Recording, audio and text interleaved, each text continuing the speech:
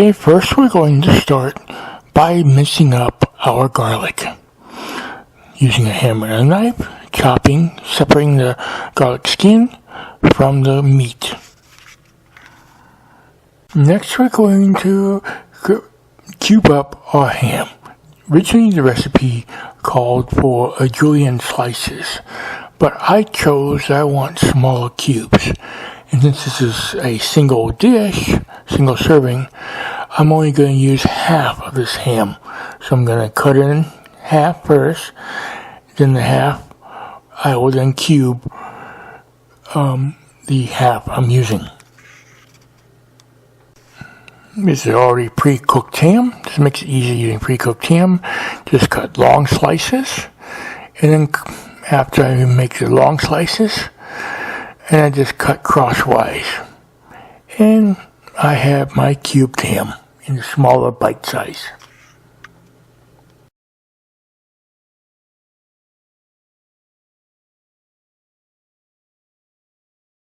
Now I need to prepare a pot of water for cooking my pasta and combining all the ingredients into the pot before transferring it to my baking dish. So I'll start by taking a pot of water and getting it warm on the stove. We will then add some salt to help the boiling process, and also add some olive oil. This helps the pasta from not sticking. So we're going to add the olive oil so the pasta will not stick. And we're going to let that boil.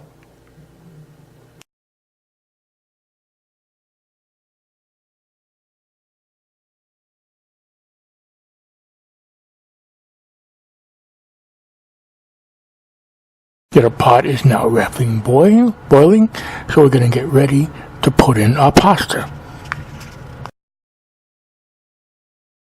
We are adding our pasta now, and then stir it constantly and periodically through the boiling process, keeping to help loosen the pasta and make sure it gets thoroughly cooked. Again, we just need to watch the pot. It's already boiling, and just constantly stir it to ensure the pasta is cooked thoroughly.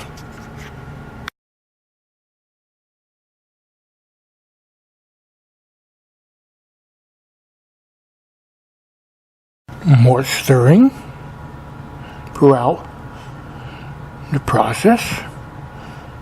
And just also at the same time when we stir, we also check to see if the pasta is done.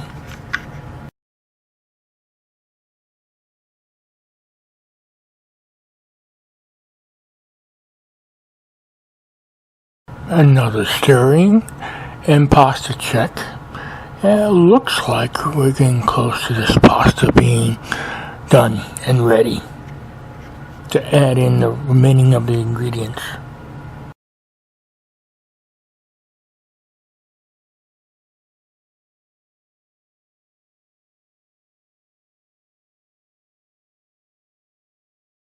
Another pasta check and stirring.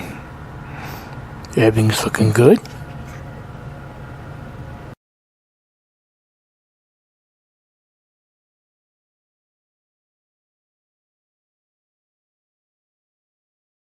Another pasta check.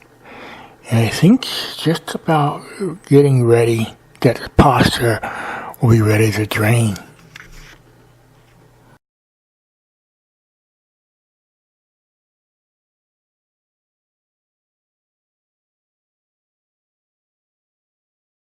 Another pasta check and stirring.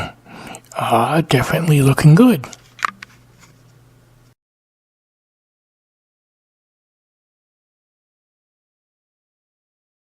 One last check and the pasta is done. Now we are going to drain and rinse the pasta.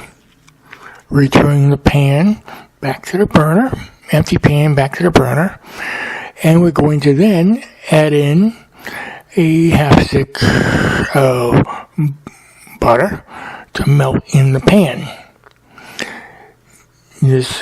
And then we are going to also add in our minced garlic before the butter gets melted. Next.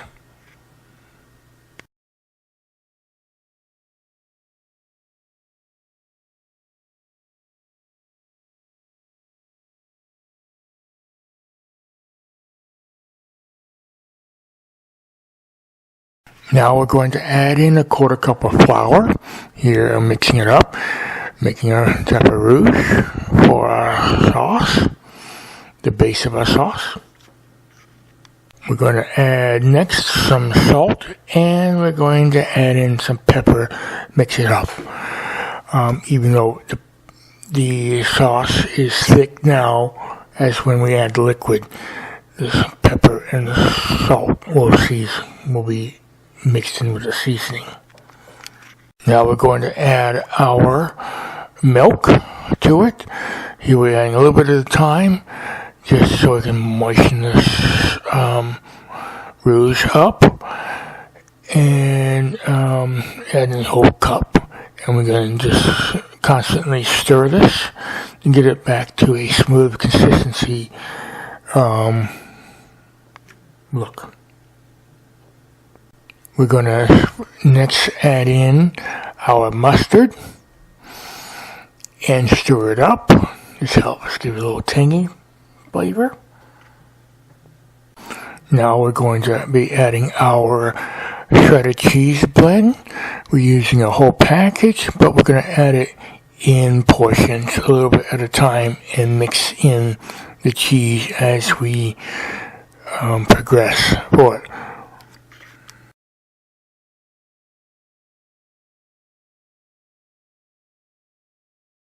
We're going to add a little more dash of milk just to loosen up this liquid, this sauce. It's going to be pasty and a little thick, but when you bake it, the sauce will get a little more loosened up to have a very nice consistency.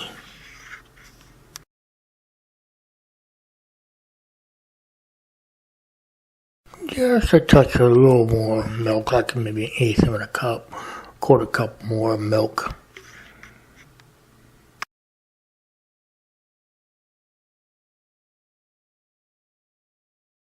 And adding in the remaining of our shredded mixed cheese blend and just mixing it all up.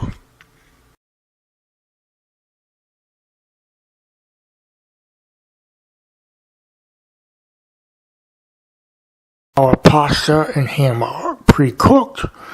We're going to turn off the heat and add in our pasta and add in our ham to thoroughly blend in with the sauce before transferring it to our baking dish.